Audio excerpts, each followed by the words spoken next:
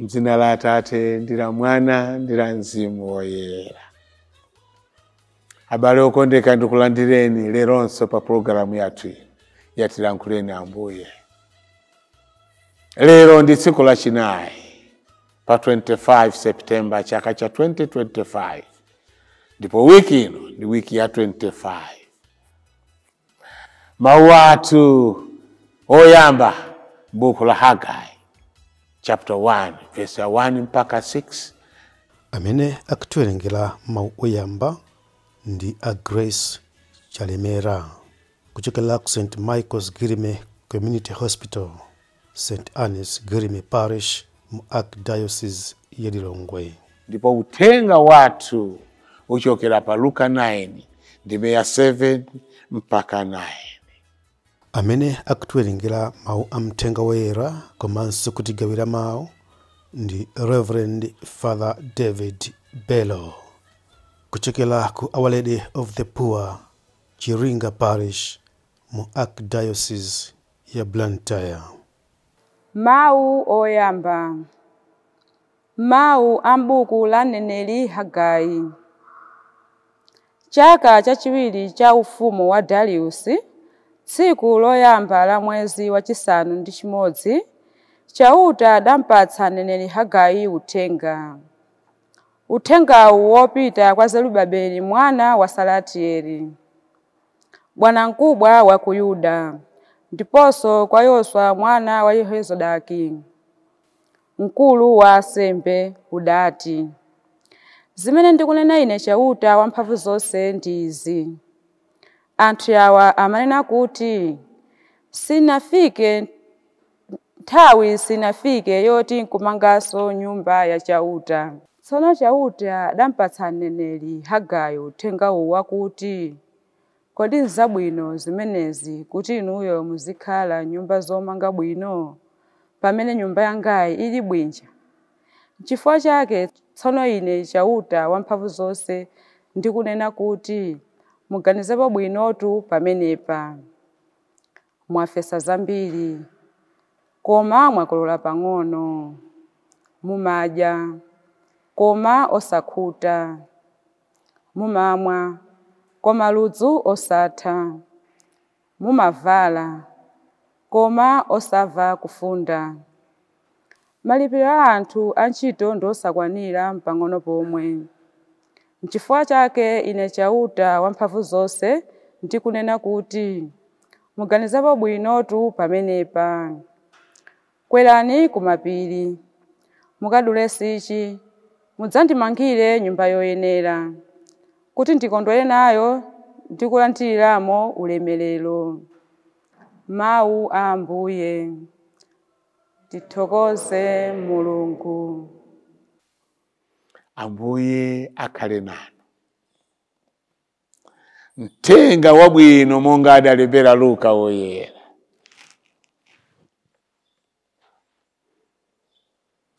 Mfumu Herode atamva zonse zimene zinkachitika zija, zidamuthetsa mziru, chifukwa ena ankanena kuti ameneyu ndi Yohane Mbatizi uja adauka kwa akufa. Ena ankanena kuti ayi, ameneyu ndi Eliya waonekanso. Ena ankati ayi, koma ndi mmodzi mwa aneneri akale aja anauka kwa akufa. Herode anati, Yohane ndiye paja ndinamutula atu pakhosi, nanga uyunso ndani amene ndikumva zake zotere? Choncho ankafunitsitsa kuti amuone Yesuyo. Mthenga wa Ambuye.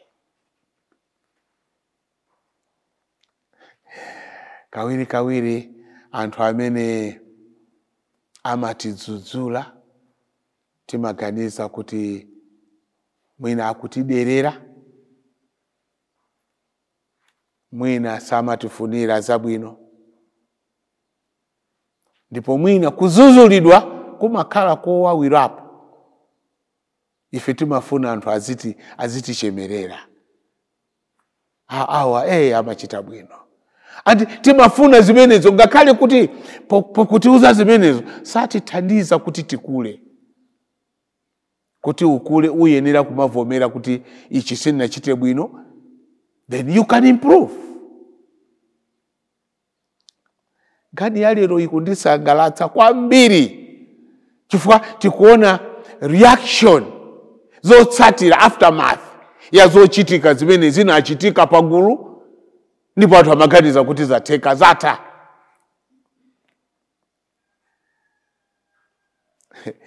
Anthu awiri anyamata pa ubale, munthu ndi mchimwene wake, wina anali ku northern region, wina anali kumbali ina, ndipo uyo anapita kukacheza kwa mchimwene wake.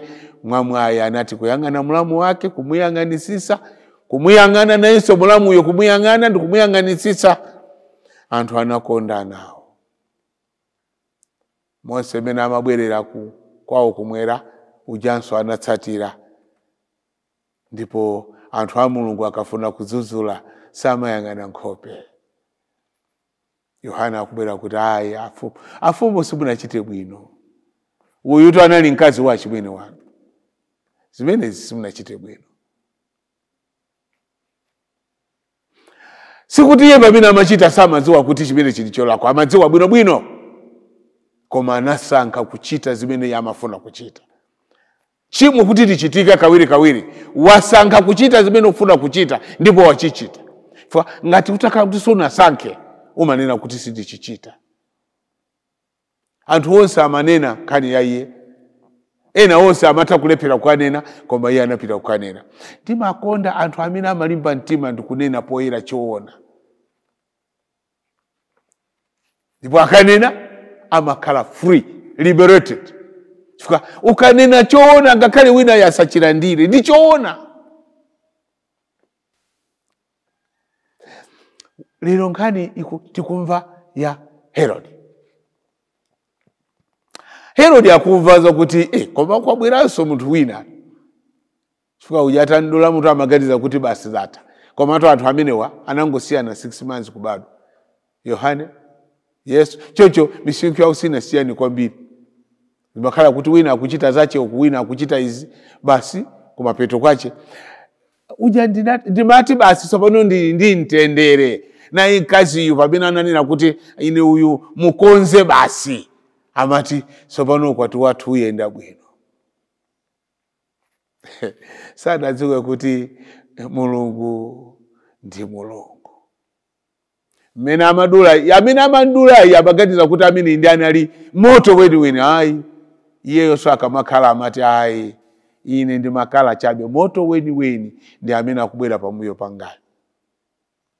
Ndipo nthawi yakwana uja wakayikidwa akumva mbiri kuti pali wina wacho koma zimene akuchita uyuyu lero.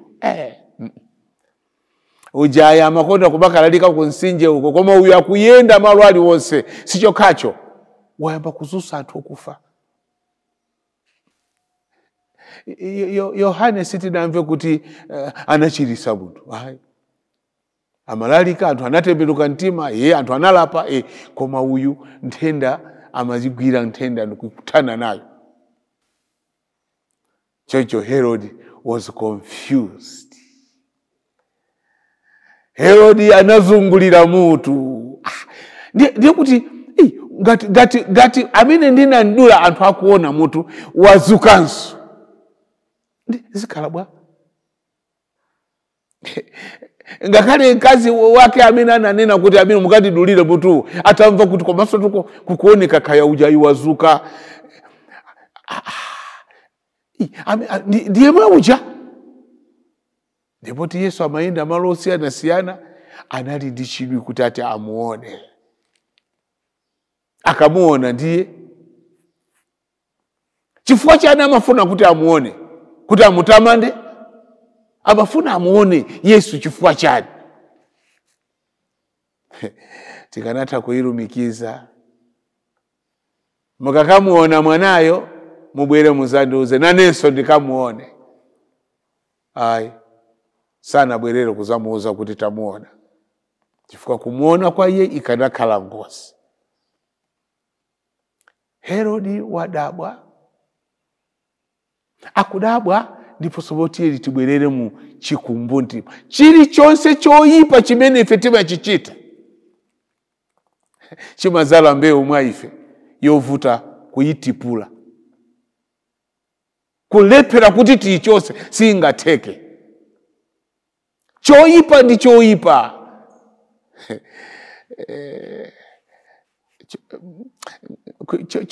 Choyipa ukamachichita pumakhala nkhondo mwa iwe. Andi nkhondo imeneyi Mzimu Woyera kulankhula kuti no, don't. Na isapati Satana akupyerezera kwina kuti no, you cannot lose. Hayi apa awone mapeto achisangalalo chanu. Bale watu chikumbumtima chidamvuta. Chikumbumtima chidamvuta kuti adapha muntu chifukwa chachoona. Anthu amene amataya moyo wawo chifukwa cha anthu ena amasiya legacy.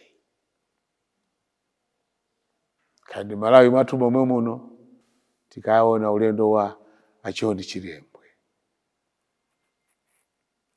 Akadatha kukhala ku America Congo ndikumagwira ntchito ndikumalandira ndalama, mkazi wake Aida ndi anake ndikumasangalala ndikumakula. The desire to go back home. Imeneyi ndi nkhani ya Ezra timawerenga ija. Kuti osasiya zinthu zizonongeka iwo nkumangoyang'ana. Anthu amene amafuna kuthandiza anthu ena osakhala kuzithandiza iwo ndi anthu amene samayiwalika. Chifukwa ndikosavuta kuzithandiza iwe ndi mkazi wako ndi anako pa mtundu pano nonse. Koma kuthandiza anthu amene alibe cholankhula simasewera. Herodi chikumbumtima chidamvuta. Inu ndine pali anthu pano. Chimwe adachita 1975, 1966, anachita 2001, mpaka pano adakavutika nalobe. Mpaka kumalota kumazizimuka. Adachita chinthu chimene chikumbumtima chawo chimawavutabe. Herod atithandize ife kuopa kuchita chinthu chimene lero ndikachichita chizakhala chikuyenda nanebe. Anena kale kuti palibe chobisika. Ngakhale timazinamiza kuti apapa anthu sandidziwa, anthu sandiona. Timayiwala kuti Mulungu ali kumwamba ndi pamalo ponse. Ngakhale sitimuona iye amationa. Chifukwa cha Adamu ndi Eva pamene amalakwira Mulungu akuti atamva nswaswa. Chimatisangalatsa chimenechi. Akumva nswaswa. Iwo ndikumakabisala. Akubisala kwa amene waona kale.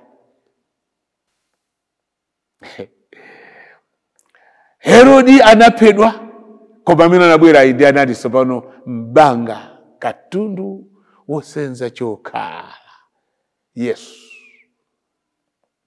Amene sanangolimbana ndi kukupanga correct situation imodzi ayi, koma amalimbana ndi siku ndi siku. Inu Afarisi, inu anthu amalamulo inu.